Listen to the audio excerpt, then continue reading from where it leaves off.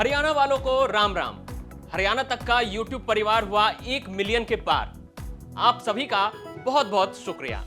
देखिए, किरण जी अपने हलके की आवाज़ उठा रही थी, उनके पास जवाब नहीं था, तो वो नम्रता से जो बनता है मंत्री का कहना कि मैं I will look into the matter, कि हम जांच करवाएंगे, कि नहीं आप झूठ बोल रहे हैं, आप झूठ बोल रहे हैं। ये कोई तू मैं विधानसभा तू मैं की जगह नहीं है। यहाँ पे आप भेजे गए हो कृषि मंत्री, आप अपने कोई ताज पहन के बैठने के लिए अपने घर में नहीं हो। ऐसा वक्त आ जाए कि उसको प्रशासन की कहीं जो ज़रूरत पड़ने लगे तो वो अपने आप को वो घबराता है, वो सोचता है कि इससे अच्छा तो कि मैं कहीं पैसे दे के अपना काम करा लूँ। भिवानी चौधरी बंसी लाल जी के नाम से कभी जानी जाती थी और भिवानी ने राजनीतिक रूप से बहुत एक नेतृत्व किया है हरियाणा का। और श्रीमती इंदिरा गांधी जी तो हमेशा कहा करती थी अपने टाइम पर कि बहुत सारे चीफ मिनिस्टर्स हैं, लेकिन अगर विकास और प्रगति देखनी है तो हरियाणा में जाइए, चौधरी बंसी लाल जी के क्षेत्र में देखिए।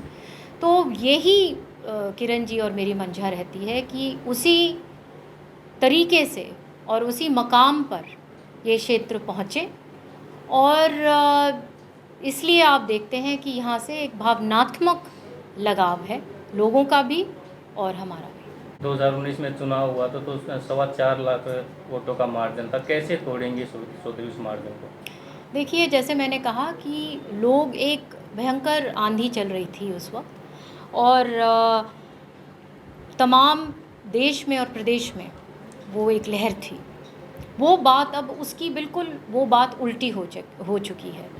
और कोई लोकतंत्र में कोई जनप्रतिनिधि किसी को, मैं मानती हूँ, कोई हराता या जिताता नहीं है, लोग हराते हैं जिताते हैं। तो जैसे लोग अपना काम करेंगे, क्योंकि बीजेपी ने एक बहुत ज़्यादा सिर्फ जहर घोलने का काम किया है और गुमराह लोगों को किया है और जुमलेबाजी की सरकार है। जैसे बार बार किरण जी उस बात को दोहराती हैं, अभी भी विधानसभा में खड़े होकर जूझ रही थी और फ्लोर ऑफ द हाउस जो वो अपनी बात रखते हैं, जो विपक्ष के लोग हैं जो चुन के आते हैं अपने लोगों की बात और अपना दुख दर्द हल्के का रखते हैं, तो वो सामने से बोलते हैं आप तो झूठ बोल रहे हैं। तो ये इस प्रकार की जो राजनीति जो है कि जिसका जो ये चलाने की कोशिश कर रहे हैं वो बुरी तरह से फेल हो चुकी है।